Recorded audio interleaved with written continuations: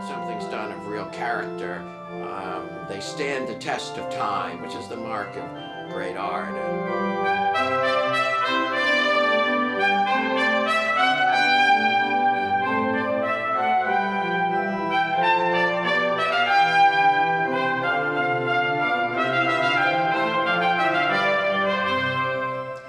Welcome back to our viewers. We're back at St. Paul's Lutheran Church.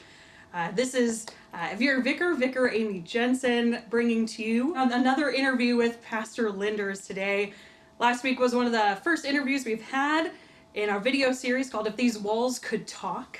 And so today we have our second interview with Pastor Linders, talking about the beautiful wooden carvings that we have. Especially think about it, when you're entering the church, you've opened the doors, coming into worship, and you see those incredibly beautiful wood carvings that when you look up, you see them and you think, gosh, they're really beautiful. I'd love to know more about them. So that is what we're here to answer today with Pastor Linders here. So please tell us about them. Where did they come from? Give us a little bit of the history.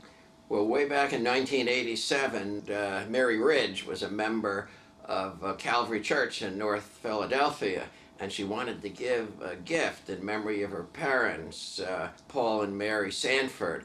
And so that's how it started. So she hired this wonderful artist, this wood craftsman, and Robert McGovern did the two wood carvings that were on the sides of the altar in that little church in North Philadelphia that was built probably in the 1950s, and that was 1987. And 10 years later, the church was closing, it was dying, and at that time Mary was a member here, and so she said, would you like the carving? So that's how it all started. Now, with gifts and things like that being given to the church, how do you feel about that? Well, we almost lost it because somebody has a gift and you're not sure you want it. I mean, imagine if somebody said, I have this yellow flamingo that comes from Italy and it's made out of gold. Would you like it on the front lawn? I would say, I have to be tactful about that. Or if someone said, would you like, electronic organ, or would you like a praise band for 6 months? I mean, there comes a point where you have to be careful, or even a piece of art may not be part of our culture here. So it's a question of being tactful, and you try to bring in people you respect to look at the gift, and that's what I did. So we got these pictures of these big wood carvings, and I didn't know much about them, but the more I talked to people, the more they said, these look lovely, and but where can we put them? So that's how it started, as we went around the building trying to find a place to put them.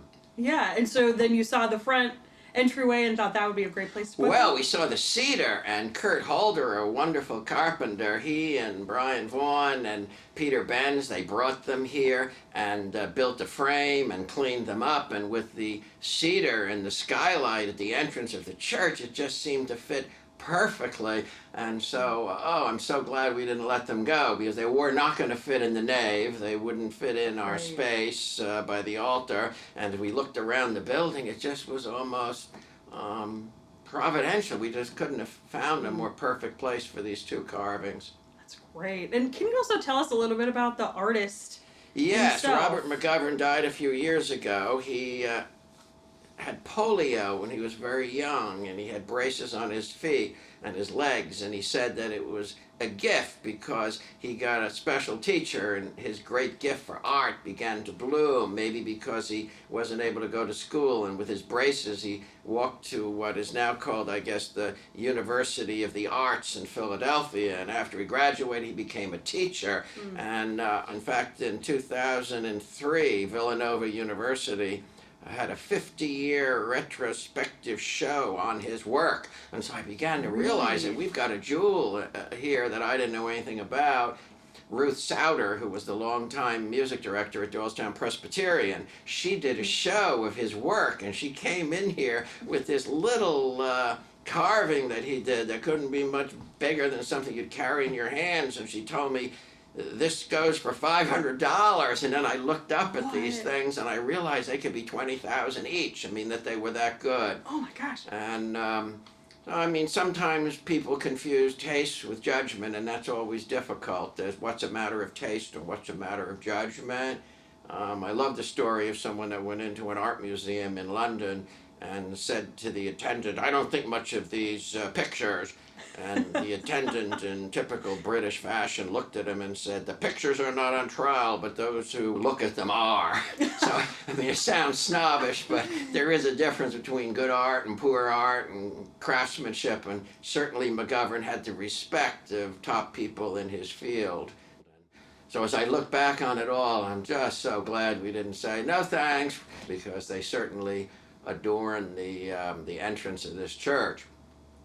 Lynn Taylor was an architect in this town for many years, and he said to me once, "The last 5% is 95% of what you see." And so when you have a big, large, beautiful building like this and you walk in, it's almost the first thing that you see. And to have something of such high quality is a great gift. And we're very grateful to Mary Ridge and in memory of her parents. And it was just a wonderful gift. That's beautiful. And they were here. She was here, I believe, when we dedicated them after they arrived about 10 years ago. Well, the wood carvings are absolutely beautiful. But also, if you look at them, they're two distinctive images. Could you talk about why those images were put there? Well, the first thing that hits you is the baptism and the Lord's Supper, the two sacraments. I don't know what better images I could have selected if someone asked me, "We're going to have two murals, what would you like?" As I mentioned last week, when the church was completed, the architect Harold Wagner called from Sweden and told Pastor Hartzell, "I've got it," because Hartzell said, "I want word and sacraments." So if you go in the nave, you've got this magnificent pulpit and the altar and the font. Those are the three, word and sacraments.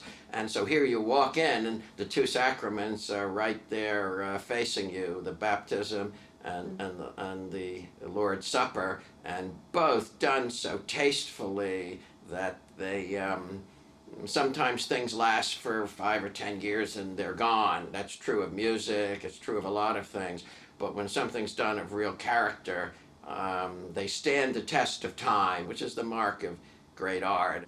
Yeah, I really like that when we've been introducing worship, Pastor Russer will be kind of in the front foyer, and those wood carvings you can see right above him. It's a really wonderful way to articulate those wood carvings because they deserve attention. And people have noticed that, because you walk into church, you don't look up, you don't see it, and all of a sudden, now that we're going virtual, they see it, because they've come in 100 times to a Sunday morning service and they don't see it, and now with the virtual services, they see things that they never saw before. I think that's really great. And hey, thanks for your time. Also, it's just really good to know more about the things that are staples in our church, especially those wooden carvings. Well, thank you. I mean, I think of the old altar that almost burned down that's in the narthex from the church in 1868. I think of the etchings on the doors. I mean, there's so many things we can talk about. The organ upstairs that people don't get to see. The memorial garden. I mean, these are some of the topics that I hope we can explore in weeks to come. All right, last week, the stained glass windows in the nave. This week,